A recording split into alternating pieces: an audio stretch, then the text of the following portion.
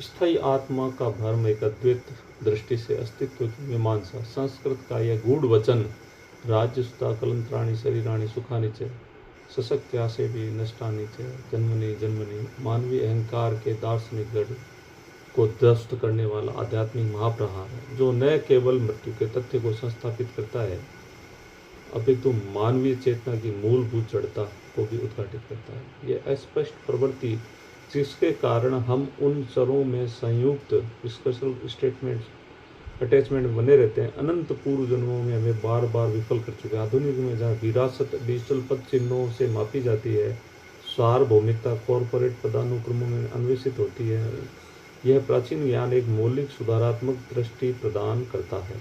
हम आज तक अति आसक्त समाज में जी रहे हैं, जहाँ प्रौद्योगिकी हमारी पहुंच का विस्तार तो करती है, परंतु क्षण भंगुर के साथ हमारे उलझाव को तीव्रतर बना देती है।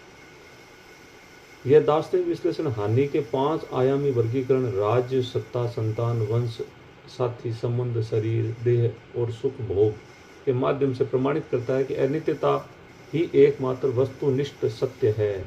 जब हम इन आत्म मिश्रणों को व्यवस्थित रूप से योजित करते तो हम ज्ञान शुद्धि एपिस्टेमिक प्योरिटी की उस अवस्था की ओर अग्रसर होते हैं, जहाँ रूप आधारित सांसारिक अधिकार की अव्यवस्था निराकार अद्वैत साक्षात्कार की स्पष्टता में परिवर्तित हो जाती है।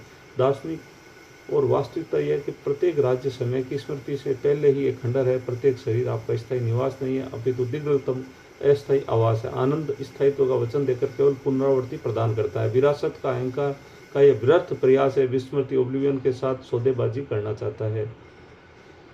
इस दृष्टिकोण में आसक्ति वह कला है जो विस्मृत कर देती है कि सब कुछ पहले से ही हत हो चुका है। मोह प्रेम के माध्यम से नहीं, अपितु अनुपस्थिति के माध्यम से बंधन रचता है, और त्याग हानि नहीं, अपितु अनावश्यक शोक का अंत है। समय वस्तुतः कुछ छीनता नहीं है, केवल प्रकट करता है जो कभी आपका था नहीं। प्रत्येक जन्म में भुला दी गई आसक्तियों का पुनः आरंभ है। वास्तविक स्वतंत्रता वहीं प्रारंभ हो जहाँ स्वामित्व का भ्रम विलीन हो जाता है। अतः बुद्धिमान व्यक्ति संसार का त्याग नहीं करते, केवल अपने भीतर स्थायित्व के भ्रम का विसर्जन करते हैं, और इसी विसर्जन के माध्यम से परम चैतन्य से साक्षात्कार करते हैं, जो जन्म मृत्यु के चक्र से परे सर्वदा विद्यमान, सर्वदा पूर्ण और सर्वदा मुक्त है। यही अद्वैत का सार है, न कि कुछ हानि है न कुछ लाभ है, केवल अंततः अखंड अनादि सत्ता का साक्षात्कार, जिसके माध्यम से मैं, मेरा और मेपन ये सभी भेद केवल माया के प्रतिबिंब मात्र सिद्ध होते हैं। धन्यवाद।